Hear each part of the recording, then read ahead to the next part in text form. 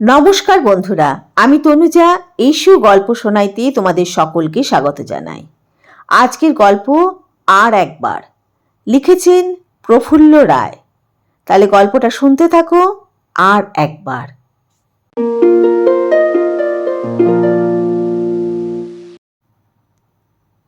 এই 17 তলা high rise বিল্ডিংটার টপ ফ্লোরে সুশোভনের ফ্ল্যাট। এখানে যে কোনো জানালায় দাঁড়ালে বিশাল আকাশ চোখে পড়ে।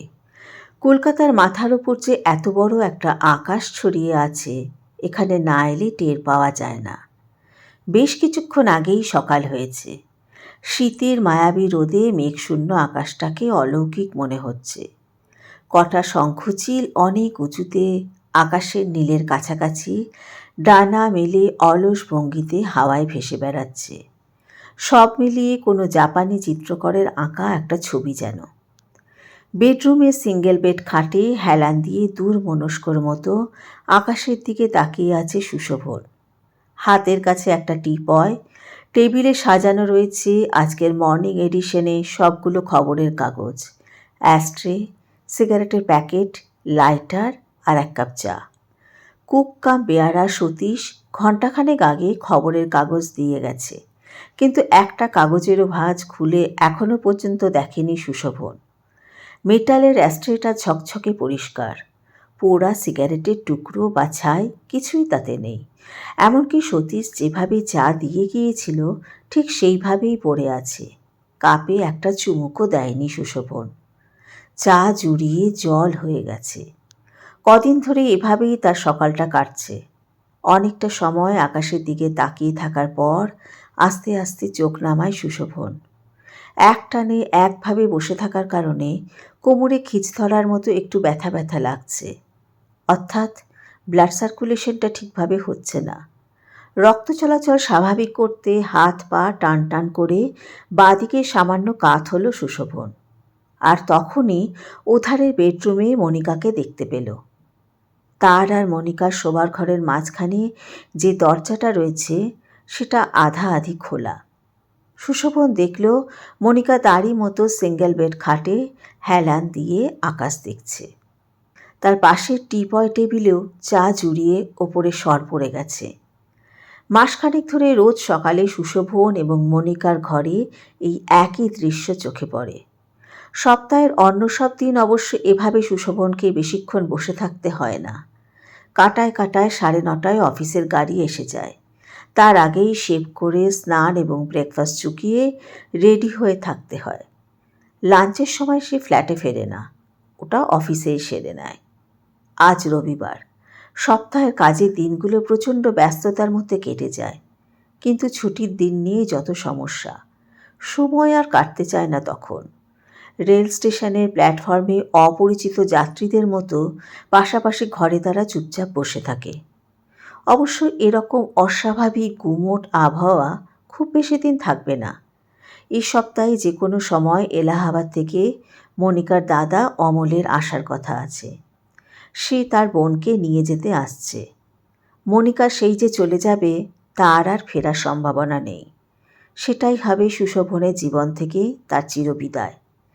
তারপর আনুষ্ঠানিকভাবে কোর্টে গিয়ে ডিভোর্সের জন্য দরখাস্ত করবে। ঝগড়াঝাটি, হইচই বা পরস্পরের দিকে কাদা ছোড়াছুড়ি নয়, শান্তিপূর্ণভাবে শেষ হয়ে যাবে দুজনের 4 বছরের ক্ষণস্থায়ী দাম্পত্য জীবন। অথচ সুশোভন এবং মনিকা দুজনেই ভদ্র, শিক্ষিত। তাদের ফ্যামিলি ব্যাকগ্রাউন্ডও চমৎকার। তবুও তাদের মধ্যে বনিবনা বা অ্যাডজাস্টমেন্ট ঘটেনি। অমিলের কারণ বা বীজটি রয়েছে তাদের চরিত্রের মধ্যে। মনিকা খুবই শান্ত, স্বল্পভাষী এবং ইন্ট্রোভার্ট ধরনের মেয়ে। সে কথা বললে 10 ফুট দূরের লোক শুনতে পায় না। জোরে টিভি বা রেডিও চালায় না। সে চলাফেরার সময় এত আস্তে পা ফেলে যে শব্দই হয় না। চা খায় আলতো চুমুকে, নিঃশব্দে। বিয়ের পর এই 4টে বছর বাদ দিলে আজন্ম এলাহাবাদেই কেটেছে মনিকার। কলকাতার বাইরে বাইরে নানা প্রভিন্সের নানা জাতের মানুষের কসমোপলিটন পরিবেশে বড় হয়ে উঠলেও সে রীতিমতো রক্ষণশীল ধরনের মেয়ে। তাদের বাড়ির আবহাওয়াতেও এই রক্ষণশীলতার ব্যাপারটা রয়েছে।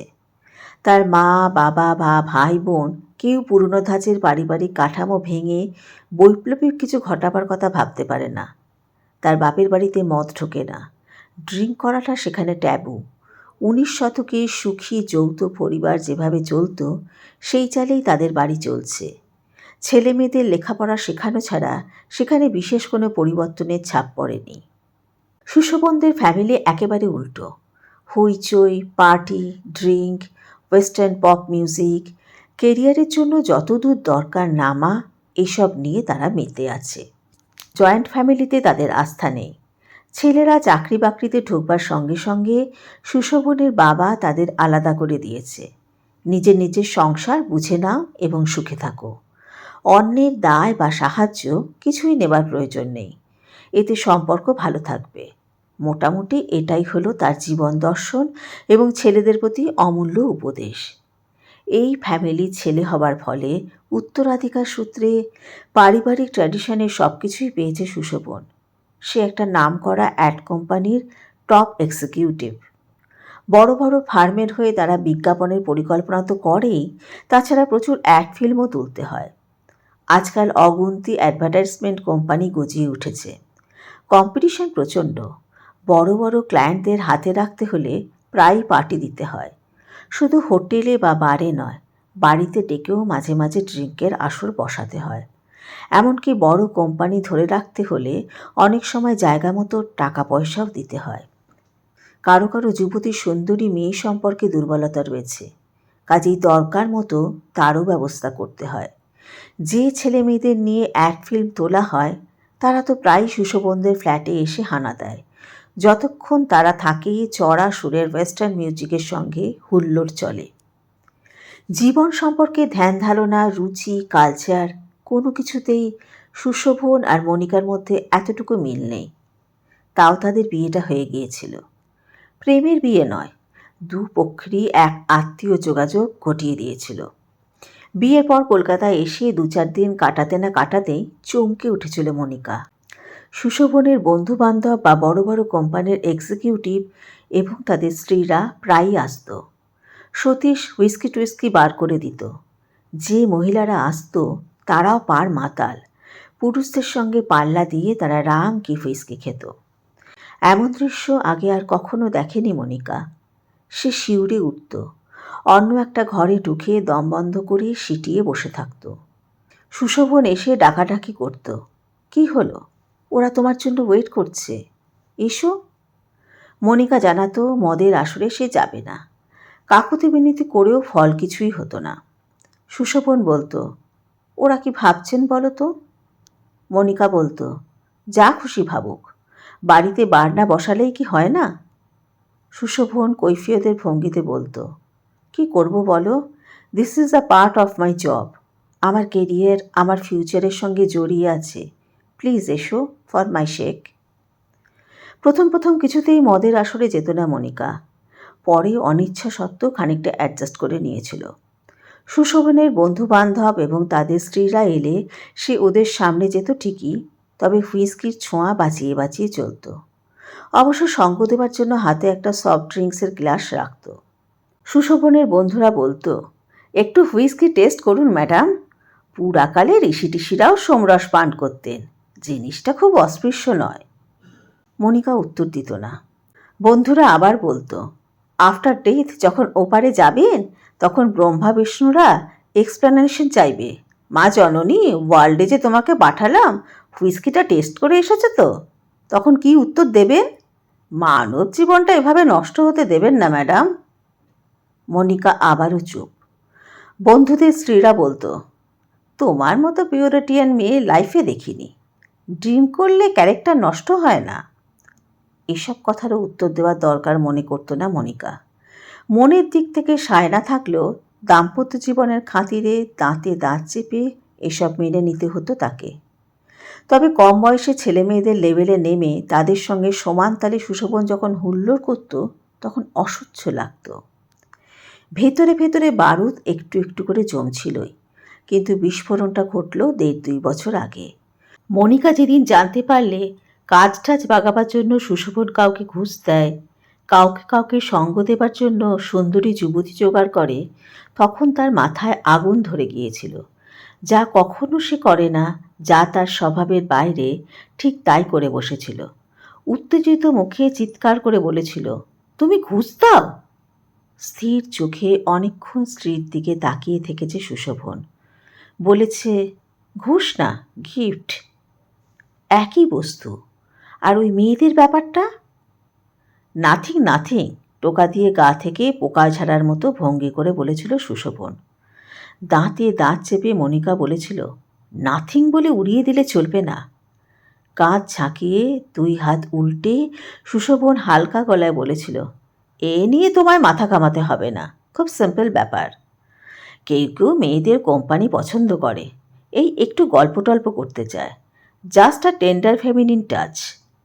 সোজাসুজি সুশোভনের চোখের দিকে তাকিয়ে মনিকা চাপা অথচ কঠিন গলায় বলেছে, এ তোমাকে ছাড়তে হবে। হাসির একটা পলকা ভঙ্গি করে সুশোভন বলেছে, কি যে বলো, তার কোনো মানে হয় না। নিশ্চয়ই হয়।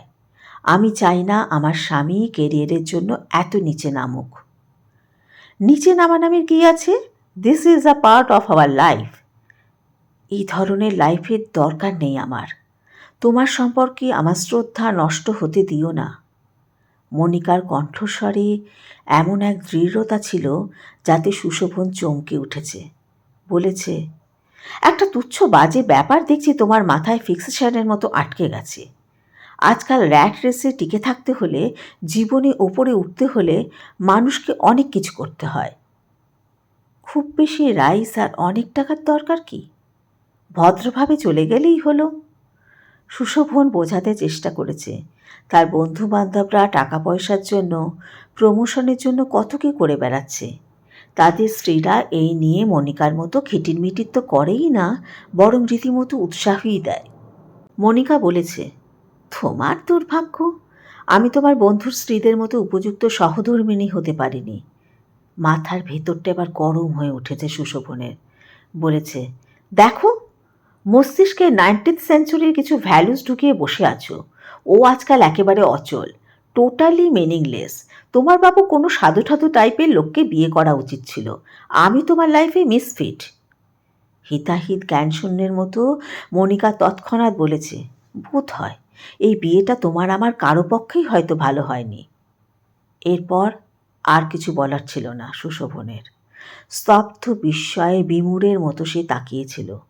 ক্রমশ যত দিন গেছে দুজনের মধ্যে দূরত্ব বেড়ে যাচ্ছিল। পারস্পরিক শ্রদ্ধা, বিশ্বাস বা মমতা বলতে কিছুই প্রায় আর অবশিষ্ট ছিল না। রাত্রিরে এক ঘরে তারা থাকে না, তাদের বিছানা আলাদা হয়ে গেছে, কথাবার্তাও একরকম বন্ধ। সুশোভন ফ্ল্যাটে থাকলেই পাশাপাশি 2 ঘরে তারা চুপচাপ বসে থাকে। ইদানিং বেশ কিছুদিন বন্ধু বান্ধবদের বাড়িতে ডাকে না সে। ওদের কারো কিছু দরকার হলে সতীশকে দিয়ে বলায়। সমস্ত ফ্ল্যাট জুড়ে এখন দম বন্ধ করা আবহাওয়া। এভাবেই মন এবং স্নায়ুর উপর মারাত্মক চাপ নিয়ে জীবন কাটানো অসম্ভব। এর মধ্যে একদিন মনিকা সোজা তার ঘরে এসে বলেছে, তোমার সঙ্গে একটা কথা আছে। প্রায় 1.5 মাস পর সুশোভনের ঘরে এসেছিল মনিকা। রীতিমতো অবাকই হয়ে গিয়েছিল সুশোভন। বলেছিল, কি কথা? আমরা যেখানে এসে পৌঁছেছি তাতে নিশ্চয়ই তোমার খুব অসুবিধে হচ্ছে। আমার কথা থাক, অসুবিধেটা বোধহয় তোমারই বেশি। তা কি করতে চাও তুমি? এলাহাবাদ যেতে চাই। দাদাকে চিঠি লিখেছি, কয়েকদিনের ভেতরেই আমাকে নিতে আসবে। কিছুক্ষণ স্তব্ধ হয়ে তাকিয়েছিল সুশোভন। তারপর বলেছিল, একেবারে নিয়ে যাওয়ার জন্য চিঠি লিখে ফেললে? একটু থেমে বলেছিল, ঠিক আছে। তারপর থেকে শুধু অমলের জন্য অপেক্ষা করা থাকা। আজ কাল পরশু যে কোনো দিনই সে এসে পড়তে পারে। সুশোভনের বুঝতে অসুবিধে হয়নি অমলের সঙ্গে সেই যে মনিকা চলে যাবে, আর কোনো দিনই ফিরবে না। কতক্ষণ আধখোলা দরজার ফাঁক দিয়ে মনিকার দিকে তাকিয়েছিল, খেয়াল নেই। আচমকা কলিং বেল বেজে উঠল। আজকাল তাদের ফ্ল্যাটে বিশেষ কেউ আসে না। বন্ধুবান্ধব, অফিসের কলিগ, অ্যাড ফিল্মের মডেলরা, কেউ না। মনিকার সঙ্গে তার সম্পর্কটা কোন পর্যায়ে পৌঁছেছে মোটামুটি সবাই তারা জেনে গেছে। তাই পারতপক্ষে এধার মারায় না। একটা অস্বস্তিকর আবহাওয়ার ভেতরে গিয়ে কি লাভ? সুশোভন প্রথমটা ভেবেছিল জমাদার বাথরুম সাফ করতে এসেছে, কিংবা যে ছেলেটা মিল্ক বুথ থেকে দুধ এনে দেয় সেও হতে পারে। যেই আসুক, বিশেষ কৌতূহল নেই সুশোভনের। ওরা এলে সতীশ দুধ নিয়ে ফ্রিজে রেখে দেবে বা বাথরুম পরিষ্কার করাবে। কাজকর্মে লোকটা দারুণ চৌখস। একটু পরেই দরজা খোলার আওয়াজ কানে এলো। পরক্ষণেই ফ্ল্যাট কাঁপানো চিৎকার, সুশোভন, কোথায় রে? গলার আওয়াজেই টের পাওয়া গেল পরিমল। আস্তে গলার স্বর নিচু পর্দায় নামিয়ে কথা বলতে পারে না সে। কলেজে সুশোভনের সঙ্গে পড়ত। পরে ইঞ্জিনিয়ারিং কলেজ থেকে ডিগ্রি নিয়ে চাকরি জোগাড় করে কবছর আগে মিডল ইস্টে চলে গিয়েছিল। ওখানে তাদের কোম্পানি কি একটা প্ল্যান্ট বসাচ্ছে। সেখানে পরিমল টপ এক্সিকিউটিভ ইঞ্জিনিয়ার। ব্যস্তভাবে খাট থেকে নেমে বাইরে আসতেই সুশোভনের চোখে পড়ে লিভিং কাম ড্রয়িং রুমে পরিমল আর তার স্ত্রী সুজাতা দাঁড়িয়ে আছে। পরিমলের হাতে একটা মাঝারি সাইজের দামি সুটকেস। তাকে দেখেই সুটকেসটা নামিয়ে রেখে প্রায় দৌড়ে এসে দুহাত জড়িয়ে ধরল। কেমন আছিস রে শালা? সেই কলেজ লাইফ থেকেই পরিমলটা দারুণ হুল্লোড়বাজ আর আমোদে। তার মধ্যে কোনো রকম প্যাঁচ বা নোংরামি নেই। ওর স্বভাব অনেকটা দমকা বাতাসের মতো। ও এলেই মনে হয় ঘরের সব বন্ধ দরজা জানলা খুলে গেল। পরিমলকে দেখে মনটা খুশি হয়ে গেল সুশোভনের। বলল, এই চলে যাচ্ছে, তোরা কেমন আছিস বল? আমরা কখনো খারাপ থাকি না, always in a jolly good mood. আমাদের মতো স্বামী স্ত্রী হোল ওয়ার্ল্ডে খুব বেশি খুঁজে পাবি না, বলে ঘাড় ফিরিয়ে চোখের কোণ দিয়ে স্ত্রীকে দেখতে দেখতে পরিমল বলল, না কি বলো? সুজাতা হাসল। অর্থাৎ পরিমল এবং সুজাতা দাম্পত্য জীবনে খুবই সুখী। পারফেক্ট আন্ডারস্ট্যান্ডিং বলতে যা বোঝায় তা তাদের রয়েছে। হঠাৎ নিজের আর মনিকার কথা মনে পড়তে অদ্ভুত বিষাদে বুকের ভেতরটা ভরে যেতে লাগলো সুশোভনের।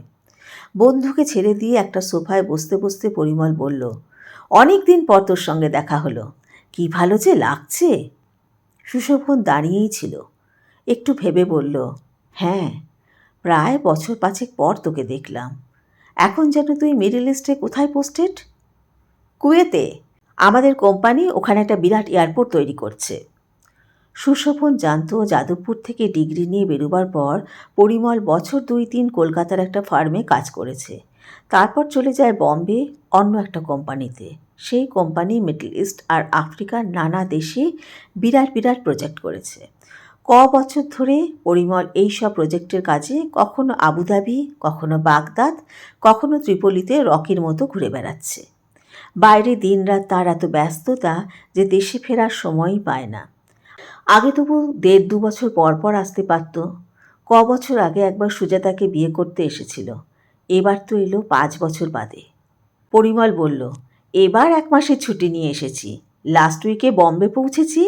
হেড অফিসে 2টো জরুরি কনফারেন্স ছিল। সেসব সেরে পরশু মর্নিং ফ্লাইটে এসেছি কলকাতায়। তোকে সারপ্রাইজ দেব বলে ফোন টোন না করেই চলে এলাম। কতকাল একসঙ্গে থাকি না।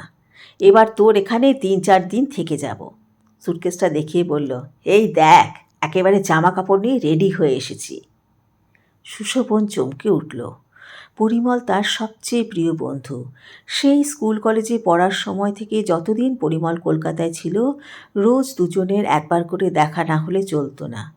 কতদিন পরিমল তাদের বাড়ি এসে থেকে গেছে। সেও গিয়ে থাকতো পরিমলদের বাড়ি। কোনো দিন যে তাদের ছাড়াছাড়ি হবে এ যেন ভাবাই যেত না। পরিমল তার কাছে কদিন থাকবে। সোনার সুতো দিয়ে বোনা যৌবনের সেই দিনগুলো নতুন করে ফিরে আসবে। এর চেয়ে আনন্দের ব্যাপার আর কি হতে পারে? কিন্তু কয়েক দিন না, কয়েক মিনিট থাকলেই তার আর মনিকার এখনকার সম্পর্কটা ওদের চোখে ধরা পড়ে যাবে। ভেতরে ভেতরে দারুণ গুটিয়ে গেল সুশোভন। ফ্যাকাশে একটু হেসে কোনো রকমে বলল, নিশ্চয়ই, নিশ্চয়ই। সুজাতা ওধারের একটা সোফায় এর মধ্যে বসে পড়েছিল। সে এবার বলে উঠল, আপনার মিসেস কোথায়? তার তো সারা শব্দ পাচ্ছি না। বাড়িতে নেই? সুজাতার দিকে তাকালো সুশোভন। গোলগাল আদুরে চেহারা, চোখে মুখে হাসির আভা মাখানো। সে যে সুখী, তৃপ্ত, সেটা যেন তার সর্বাঙ্গে হালকা লাবণ্যের মতো মাখানো রয়েছে। সুজাতাকে আগে খুব বেশি দেখেনি সুশোভন। পরিমলের বিয়েটা প্রেম প্রেম করে বিয়ে নয়। পুরনো স্টাইলে বাড়ি থেকে মেয়ে দেখে বিয়ের ব্যবস্থা করা হয়েছিল। মেয়ে দেখার সময় একবার সুজাতাকে দেখেছে সুশোভন, তারপর বিয়ে এবং বৌভাতের দিন, পরে খুব সম্ভব বার দুয়েক। সুজাতার সঙ্গে মেলামেশার সুযোগ বেশি পাওয়া যায়নি। যাই হোক, হৃৎপিণ্ড পলকের জন্য থমকে যায় সুশোভনের। কাঁপা দুর্বল গলায় সে বলে, বাড়িতেই আছে। ওধারে সোফা থেকে প্রায় চেঁচিয়েই ওঠে পরিমল, তুই আশ্চর্য ছেলে তো, বউকে কোথায় গায়েব করে রেখেছিস? ডাক, এক্ষুনি ডেকে আন। অগত্যা প্রায় মাস দেড়েক বাদে মনিকার বেডরুমের দরজায় এসে দাঁড়ালো সুশোভন। দূর মনস্কের মতো এখনও আকাশের দিকে তাকিয়ে আছে মনিকা। পরিমলরা যে এসেছে সে কি টের পায়নি? কয়েক মুহূর্ত দ্বিধান্বিতের মতো তাকিয়ে থাকে সুশোভন, তারপর আস্তে করে ডাকল, মনিকা। চমকে মুখ ফেরায় মনিকা, রীতিমতো অবাকই হয়ে যায়। কতদিন পর সুশোভন তাকে ডাকল, মনে করতে পারল না। জিজ্ঞাসু চোখে সে তাকিয়ে থাকে। সুশোভন এবার বলল, পরিমলকে তো তুমি চেনো? মনিকা মাথা নাড়ল, চেনে, যদিও তার বিয়ের পর দু একবার মাত্র পরিমলকে দেখেছে। অবশ্য সে যে সুশোভনের প্রাণের বন্ধু এ খবর তার অজানা নয়। সুশোভন বলল, পরিমল ওর স্ত্রীকে নিয়ে এসেছে, ড্রয়িং রুমে বসে আছে। ওরা কদিন আমাদের এখানে থাকবে। মনিকার চোখে মুখে চাঞ্চল্য ফুটে উঠল, কিন্তু এবারও কিছু বলল না সে। সুশোভন গলার ভেতর একটু শব্দ করল, তারপর ইতস্তত করে বলল, আমার একটা অনুরোধ রাখবে? মনিকা আবছা গলায় বলল, কি? আমাদের মধ্যে যাই হয়ে থাক না, পরিমলরা যেন বুঝতে না পারে। ওরা যে কদিন থাকে একটু অ্যাডজাস্ট করে নিও। বলতে বলতে থেমে যায় সুশোভন। তার দু চোখে অনুনয়ের ভঙ্গি ফুটে ওঠে, অর্থাৎ বাইরের লোকজনের সামনে পরস্পরের তিক্ত সম্পর্কটা যাতে বিস্ফোরণের মতো ফেটে না পড়ে, সেই জন্যই সুশোভনের এই কাকুতি মিনতি। মনিকা এক পলক ভেবে নিল, আর কদিন বাদেই দাদা এলে সে তো এলাহাবাদ চলে যাচ্ছেই। তারা কি দু চারটে দিন সুখী দম্পতির রোলে অভিনয় করলই না হয়। যে সম্পর্ক চিরকালের মতো শেষ হয়ে যাচ্ছে, যার আর জোড়া লাগার বিন্দুমাত্র সম্ভাবনা নেই, খুশি মুখে পরিতৃপ্ত ভঙ্গিতে কয়েকটা দিনের জন্য তার জেদ টেনে চলতে হবে। এখনও আনুষ্ঠানিকভাবে তাদের ডিভোর্স হয়নি, আইনের চোখে এখনও তারা স্বামী স্ত্রী। এই সবই ঠিক, তবু মনে মনে তারা বিবাহ বিচ্ছেদের জন্য প্রস্তুত হয়েই আছে। এই সময় আদর্শ স্বামী স্ত্রীর ভূমিকায় অভিনয় করাটা একটা নতুন ধরনের অভিজ্ঞতা বই কি। মনিকা বলল, ঠিক আছে, তোমার সম্মান যাতে নষ্ট না হয়, যাতে কোনো রকম অস্বস্তিতে না পড়ো, সেটা আমি দেখব। মারাত্মক একটা টেনশন কেটে যায় সুশোভনের। দুশ্চিন্তা থেকে মুক্ত হয়ে একটু হাসে সে, বলে, পরিমলরা ড্রয়িং রুমে বসে আছে, তোমার কথা জিজ্ঞাসা করছিল। বলে গভীর আগ্রহে মনিকার দিকে তাকালো। সুশোভনের ইচ্ছেটা বুঝতে অসুবিধা হয় না মনিকার। খাট থেকে নামতে নামতে সে বলে, চলো আমি যাচ্ছি। একটু পরে সুশোভনের সঙ্গে ড্রয়িং রুমে এসে স্নিগ্ধ হেসে মনিকা পরিমলকে বলল, কতদিন পর আপনার সঙ্গে দেখা, কি ভালো যে লাগছে। আমাদের এখানে কিন্তু কদিন থেকে যেতে হবে। পরিমলরা যে এখানে থাকতেই এসেছে সে খবর সুশোভনের কাছে কিছুক্ষণ আগেই পেয়েছে মনিকা। তবু কথাটা যে বলল সেটা নিতান্তই আন্তরিকতা বোঝাবার জন্য। পরিমল বলল, থ্যাংক ইউ, আমরা তো সেই রকম প্ল্যান করেই এসেছি, কটা দিন হৈ হৈ করে কাটিয়ে দেওয়া যাবে। মনিকা হেসে হেসে বলল, আপনারা দুই বন্ধু গল্প করুন, আমি এর সঙ্গে একটু কথা টথা বলি। আপনাদের বিয়ের সময় সেই একবার মোটে দেখেছিলাম, তারপর যে দুবার কলকাতায় এসেছিলেন তখন আমি এলাহাবাদে বাপের বাড়িতে। বলতে বলতে সুজাতার পাশে গিয়ে বসল মনিকা। বলল, প্রথমেই বলে রাখছি, আমি কিন্তু আপনি টাপনি করে বলতে পারবো না। সুজাতা হাসল। তুমি করে বললে রাগ করবে না তো? মনিকা ফের বলে, আরে না না, তুমি করেই তো বলবে। মনিকা যে এত দ্রুত আপন করে নেবে সুজাতা ভাবতে পারেনি। তাকে খুবই খুশি দেখালো। বন্ধুর সঙ্গে কথা বলতে বলতে চোখের কোণ দিয়ে মনিকাকে লক্ষ্য করতে লাগলো সুশোভন। হেসে হেসে সুজাতার সঙ্গে গল্প করছে মনিকা। খুব ইন্ট্রোভার্ট ধরনের মেয়ে সে, কোনোদিন তাকে এত উচ্ছ্বসিত হতে দেখেনি সুশোভন। যেভাবে অন্তরঙ্গ ভঙ্গিতে সুজাতার সঙ্গে সে কথা বলছে, তাতে মনে হয় সুজাতা যেন তার কতকালের চেনা। মনিকার সঙ্গে তার সম্পর্কটা যে একেবারে শেষ পর্যায়ে এসে দাঁড়িয়েছে, এই মুহূর্তে তাকে দেখলে কে তা বুঝবে?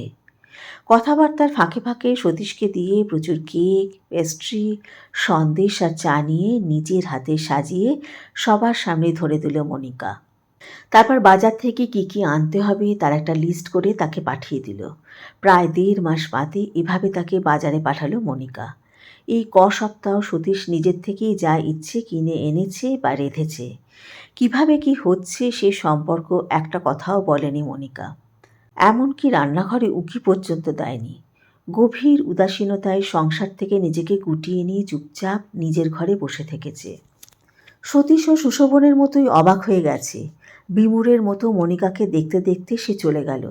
এদিকে আচমকা কিছু মনে পড়ে যেতে পরিমল স্ত্রীর দিকে ফিরে বলল, ওদের জন্য কী সব এনেছো সেগুলো বার করে দাও।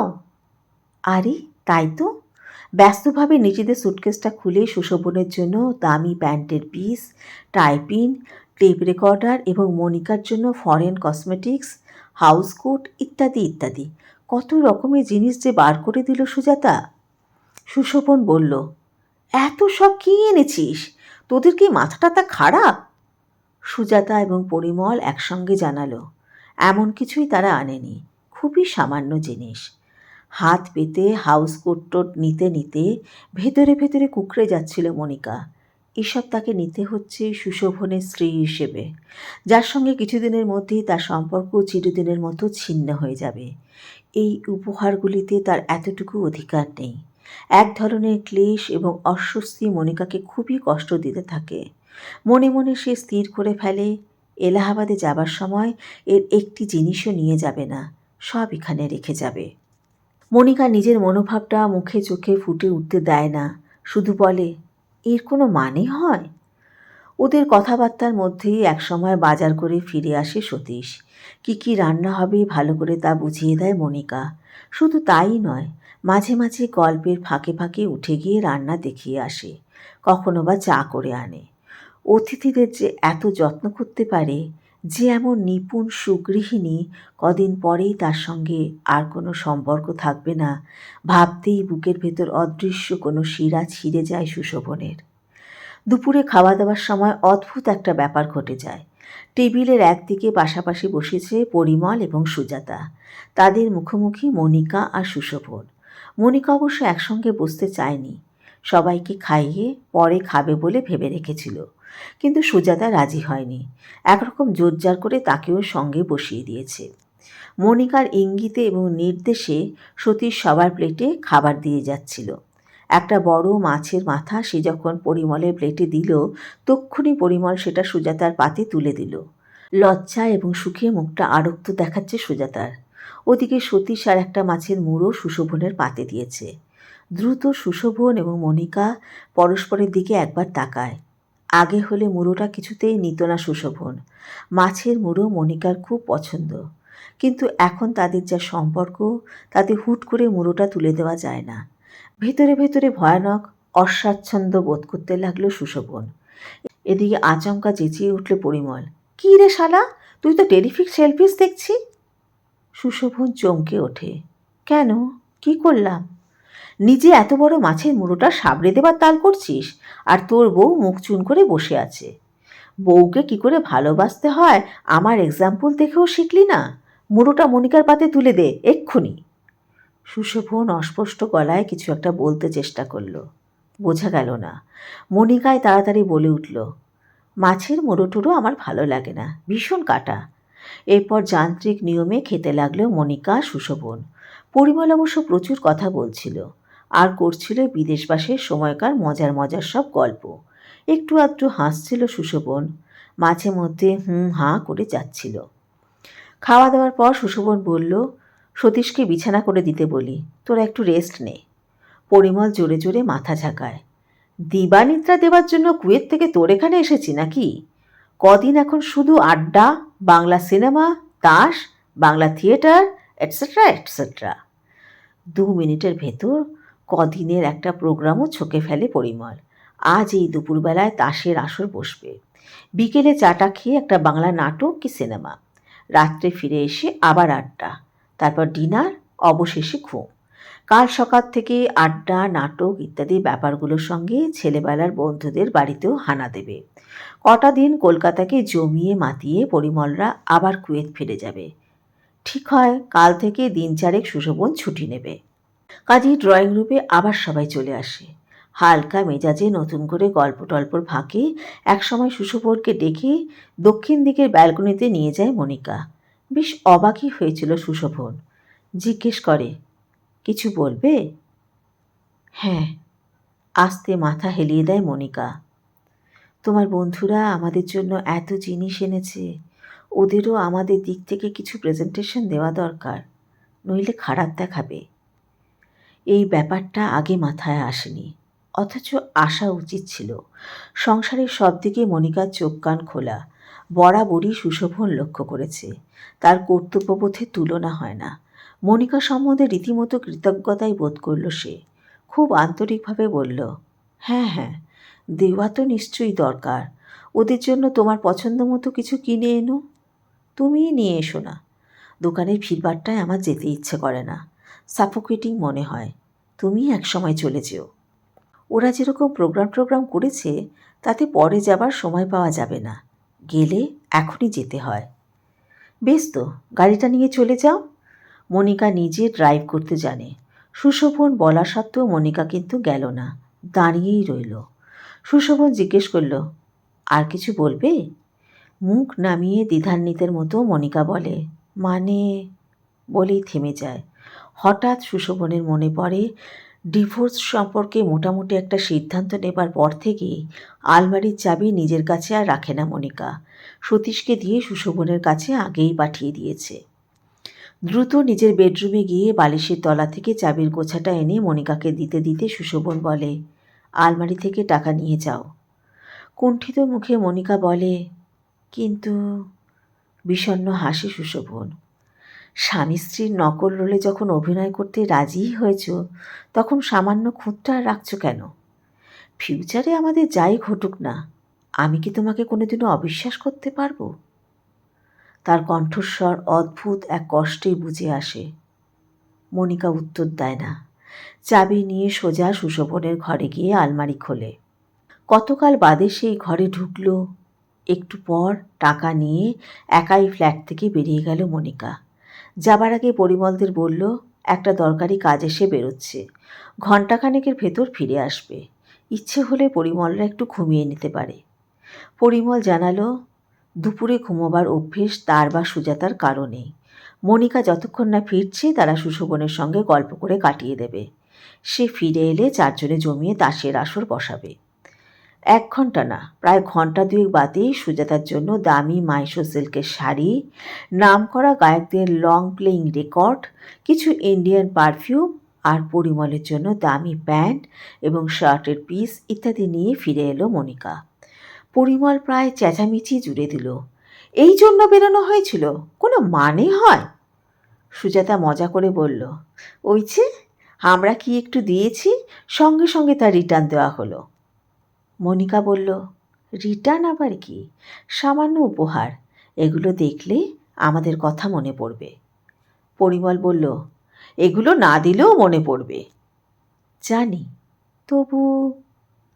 এরপর এ নিয়ে আর কথা হয় না। পরিমল বলে, এবার তাহলে তাস নিয়ে বসা যাক। মনিকা বলে, আমার আপত্তি নেই, পুরুষ ভার্সাস মহিলা খেলা হোক। সুজাতা আর আমি একদিকে, আপনার ফ্রেন্ড আর আপনি আর একদিকে। ও নো নো, জোরে জোরে প্রবল বেগে মাথা নাড়ল পরিমল। ওটা হবে না, ওই ইভস ভার্সন আদমসের কারবারে আমি নেই। সুজাতা আমার লাইফ পার্টনার, সুখে দুঃখে ভালোই মন্দে, চেস্ট বেঙ্গলিতে কি যেন বলে, শ্মশানে রাজদারে সবসময় ও আমার পার্টনারই থাকবে। এই তাস খেলা তো ওকে আর কারো পার্টনার হতে দেব না বলে রগরের ভঙ্গিতে চোখ টিপল। পরিমল এবং সুজাতার মধ্যে সম্পর্কটা কতটা গভীর নতুন করে আরেকবার টের পাওয়া গেল। সুশোভন একধারে এতক্ষণ চুপচাপ সিগারেট হাতে বসেছিল, কোনো এক যান্ত্রিক নিয়মেই যেন তার চোখ চলে যায় মনিকার দিকে। মনিকাও তার দিকে পলকহীন তাকিয়ে আছে। চোখাচোখি হতেই দ্রুত মুখ ফিরিয়ে নেয় মনিকা। সুশোভন টের পায় বুকের অতল থেকে ঢেউয়ের মতো কিছু একটা উঠে আসছে। এক সময় খেলা শুরু হয়। পরিমলের ইচ্ছে মতোই সুজাতা তার পার্টনার হয়েছে। অগত্যা সুশোভনের পার্টনার হয়েছে মনিকা। সুজাতা ভুল তাস ফেললেই হইচই করে একটা কাণ্ড বাঁধিয়ে দিচ্ছে পরিমল। তুমিই আমাকে ডোবাবে। মনিকা খুব ভালো তাস খেলতে জানে না। সে তার বাজে তাস ফেলে যাচ্ছে। আগেকার সম্পর্ক থাকলে পরিমলের মতোই সুশোভনও চেঁচামেচি করত। কিন্তু হার জিতের ব্যাপারে এখন তার মনোভাব একেবারেই নিষ্ক্রিয়। প্রতিদানেই তারা পরিমলদের কাছে হেরে যাচ্ছে। কিন্তু কী আর করা যাবে? জয় পরাজয় দুই তার কাছে এখন সমান। নিঃশব্দে অন্যমনস্কের মতো সে খেলে যেতে লাগলো। প্রতিদানে জিতে জিতে দারুণ মেজাজে আছে পরিমল। সে বলল, কী রে, তোর বউ তোকে ফিনিশ করে দিলে। চমকে মনিকার দিকে তাকায় সুশোভন। চমকানো ভাবটা তার একার নয়, মনিকারও। দ্রুত মনিকা তার দিকে একবার তাকিয়ে চোখ নামিয়ে নিল। এক পলক কিছু ভাবল সুশোভন। তারপর বলল, আরে বাবা, খেলাটা খেলাই। এটা তো আর লাইফ অ্যান্ড ডেথের ব্যাপার নয়। তাসের খেলায় তোরা না হয় জিতলি, এই তুচ্ছ জিনিস নিয়ে বউকে বকাবকি করতে যাওয়াটা মিনিংলেস। বলে চিন্তা টিন্তা না করেই হাতের তাসগুলো থেকে একটা বেছে টেবিলের ওপর ফেলল। একটানা ঘণ্টা দুয়েক খেলা চলল। তারপর সন্ধ্যের আগে আগে পরিমল বলল, অনেকক্ষণ তাস হলো, এবার চল একটু বাইরে ঘুরে আসা যাক। সুশোভন বলল, ফাইন। ঘণ্টার পর ঘণ্টা বসে থেকে থেকে কোমর ধরে গেছে। 10 মিনিটের ভেতর 4 জন টপ ফ্লোর থেকে নিচে নেমে সুশোভনের গাড়িতে করে বেরিয়ে পড়ল। ময়দানের চারপাশে চক্কর দিতে দিতে হঠাৎ পরিমল বলল, অনেক দিন বাংলা নাটক দেখিনি। কলকাতায় এখন ভালো ড্রামা কি চলছে? সুশোভন বলল, ঠিক বলতে পারবো না, আমরাও অনেক দিন নাটক টাটক দেখিনি। একাডেমিতে গ্রুপ থিয়েটারগুলো রোজই নাটক করে। ওদের ড্রামায় একটা ফ্রেশ ব্যাপার থাকে, দেখবি নাকি? পরিমল বেশ উৎসাহিত হয়ে উঠল। বলল, চল না, দেখাই যাক। আহামরিও নয়, আবার খুব খারাপও নয়। একটা নাটক দেখে ফ্ল্যাটে ফিরতে ফিরতে 9:30 বেজে গেল। রাত্রিরে খাওয়ার পর আরও কিছুক্ষণ আড্ডা টাড্ডা দিতে দিতে পরিমলের হাই উঠতে লাগলো। সে বলল, ঘুম পাচ্ছে রে, এবার শুতে যাব। আমি আবার রাতটা বেশি জাগতে পারি না। শোয়ার কথায় চমকে উঠল সুশোভন। কেননা তার এই ফ্ল্যাটে মোটে 2টো বেডরুম। পরিমলদের যদি একটা ঘর ছেড়ে দেওয়া হয়, অন্য ঘরটায় তাকে আর মনিকাকে থাকতে হবে। অনেক দিন মনিকা এবং সে এক ঘরে রাত কাটায় না। একটু ভেবে সুশোভন বলল, এক্ষুনি শোয়ার ব্যবস্থা হচ্ছে। এক কাজ করা যাক। কি? তুই আর আমি এক ঘরে শোবো, আমাদের বউরা অন্য ঘরে। সেই কলেজ লাইফে তুই আর আমি কতদিন এক বিছানায় রাত কাটিয়েছি। এতদিন পর যখন একটা চান্স। সুশোভনের কথা শেষ হতে না হতেই প্রবল বেগে 2 হাত এবং মাথা নাড়তে নাড়তে পরিমল বলল, নো নো, নেভার। কলেজ লাইফে যা হয়েছে হয়েছে, এখন আমাদের ম্যারেজ লাইফ। বউকে ছাড়া আমি ভাই ঘুমোতে পারবো না। পরক্ষণে গলার স্বরটা ঝপ করে অনেকখানি নামিয়ে বলল, তুই কি রে, বউকে ফেলে আমার মতো একটা দুম্ব পুরুষের সঙ্গে শুতে চাইছিস? তোদের মধ্যে কোনো রকম গোলমাল টোলমাল হয়েছে নাকি? বলে রগরের ভঙ্গিতে হাসতে লাগলো। নেহাত মজা করার জন্যে কথাটা বলেছে পরিমল, কিন্তু সুশোভন এবং মনিকার শিরদাঁড়ার ভেতর দিয়ে বিদ্যুৎ চমকের মতো কিছু খেলে গেল। তাদের সম্পর্কটা কি বাইরের একজন মানুষের চোখে ধরা পড়ে গেছে? দ্রুত পরস্পরের দিকে একবার তাকিয়ে নিল তারা। তারপর সুশোভনী আবহাওয়াটাকে সহজ করে নেবার জন্য হেসে বলল, ঠিক আছে বাবা, তুই তোর বউয়ের কাছেই শুবি। ম্যারেজ লাইফের হ্যাবিট তোকে নষ্ট করতে হবে না। সতীশকে দিয়ে একটা ঘরে পরিমল এবং সুজাতার বিছানা করে দেওয়া হলো এবং নিতান্ত নিরুপায় হয়ে অন্য ঘরটায় গিয়ে ঢুকল সুশোভন আর মনিকা। দরজায় তারা খিল দেয়নি। পাল্লা দুটো ভেজিয়ে কিছুক্ষণ চুপচাপ মুখোমুখি দাঁড়িয়ে রইল দুজনে। তারপর মনিকা আস্তে আস্তে ডান দিকে জানলার কাছে গিয়ে বাইরে তাকিয়ে রইল। জানলার ফ্রেমের ভেতর দিয়ে যে আকাশ দেখা যায়, সেখানে হাজার হাজার তারা জরির ফুলের মতো আটকে আছে।